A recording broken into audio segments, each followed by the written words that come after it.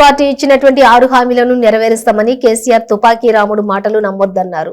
TPCC అధ్యక్షులు రేవంత్ రెడ్డి సనత్ నగర్ నియోజకవర్గంలోని కాంగ్రెస్ అభ్యర్థి కోట నీలిమ బహిరంగ సభకు హాజరైన రేవంత్ ప్రభుత్వంపై ఘాటు విమర్శలు చేశారు. ఇక తెలంగాణ ప్రతి బిడ్డ తలపై కూడా 30,000 అప్పు ఉందని గత 10 సంవత్సరాలుగా తలసాని శ్రీనివాస్ యాదవ్ సనత్ నగర్ ప్రజల్ని దోచుకోవడం తప్ప అభివృద్ధి చేసింది శూన్యమని ఆరోపించారు. తెలంగాణ రాష్ట్రం ఇచ్చిన సోనియా గాంధీకి తెలంగాణ రాష్ట్రంలోని కాంగ్రెస్ పార్టీ అధికారంలోకి తీసుకొచ్చి రుణం తీసుకోవాల్సినటువంటి బాధ్యత ప్రతి ఒక్కరిపై కూడా ఉంది అని చెప్పి అన్నారు. నీలిమను అత్యధిక మెజారిటీతో గెలిపించాలని రేవంత్ రెడ్డి కోరారు.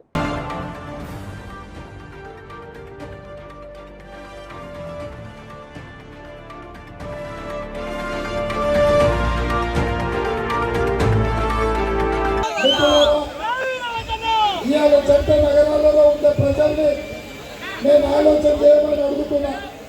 ఇవాళ పేదల కోసం పనిచేసే పార్టీ ఎవరు?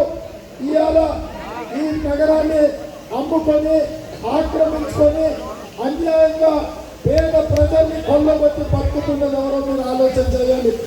ఈయన మీ కుమారు ఆయన పేరు ఏ పేరు? ఆయన పేరు మీ ఎమ్మెల్యే మంత్రి ఆలుగడ్డలు అమ్మదైన ఆయన మోడ మార్కెట్ ఆలుగడ్డలు ఎట్లా అమ్ముతుండగా ఇవాళ సనత్ నగర్ లో పేదోళ్ళ పట్టులను అది తప్పుతున్నాడు.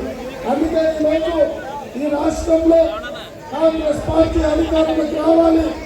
నమ్మిన ప్రజల్ని మోసం చేసిన శ్రీనివాస్ యాదవ్ కు గుణపాఠం చెప్పడానికి కోట నీలిమ గారిని కాంగ్రెస్ పార్టీ అభ్యర్థిగా ఈ రోజు ఈ ఎన్నికల పనిలో దించినాం. ఒక మహిళా సమస్యలు తెలిసిన దానిగా మీ సమస్యల మీద కొట్లాడి ఆడబిడ్డను హాస్పిటల్లో నిలబెట్టడానికి ఇవాళ ఒక ఆడబిడ్డను మీ ఎమ్మెల్యే అభ్యర్థిగా నిలబెట్టడం. అందుకే ఇవాళ వేలాది మంది ఆడబిడ్డలు వచ్చి తమ సోదరుని సనత్ నగర్ నుంచి ఎమ్మెల్యే గెలిపించడానికి వచ్చింది. అక్కడ ఇవాళ మీరు ఆలోచన చేయండి. ఎవరికైనా ఇదిన్న పేదలకు డబుల్ బెడ్రూమ్ ఇల్లు వచ్చిందా? ఉన్నోళ్ళకి వచ్చిందా? ఉన్నోళ్ళకి ఎవరికైనా ఉచిత కరెంట్ ఇచ్చిందా? ఉన్నోళ్ళకి ఎవరికైనా 4,000 రూపాయలు పింఛన్ వస్తుందా? ఇంటికి ఉచిత కరెంట్ ఇచ్చిందా?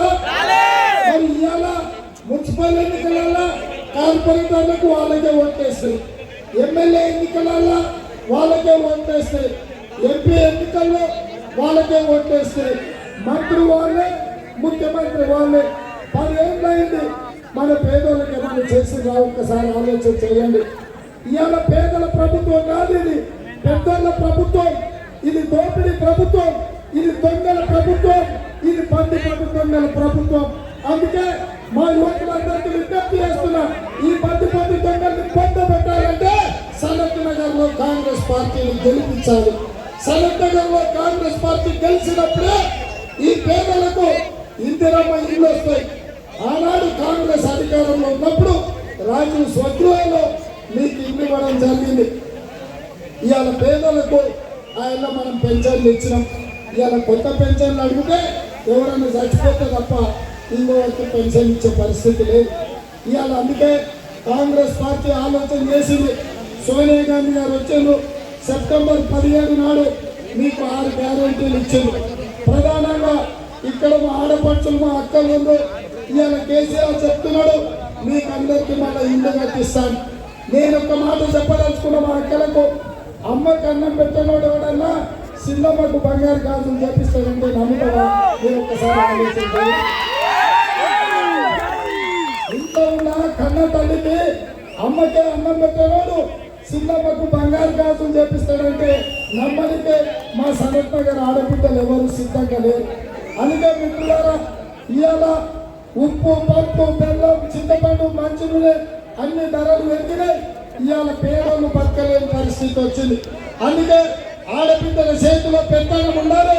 ఆడబిడ్డ చేతిలో పైసలు ఉంటే పిల్లల చదువులు ఉంటాయి, ఇంటి కిరాయిలు వెళ్తాయి, ఇల్లు చక్కబిద్దుతుంది. అందుకే సోనియా గాంధీ గారు చెప్పిండ్రు, ప్రతి నెల ప్రభుత్వ నౌకరీ చేసేదానికి 1వ తారీఖు నాడు ఎంత జీతం వస్తుందో ప్రతి ఆడబిడ్డకు ప్రతి నెల 1వ తారీఖు నాడు మీ ఖాతాలో 2,500 రూపాయలు మీ ఖాతాలో నిర్ణయం తీసుకున్నారు. ఇవాళ ఆనాడు మీరు కట్టెల పొయ్యి మీద వండుకుంటుంటే మీ కన్నీళ్లు చూసి సోనియమ్మ దీప పథకం కింద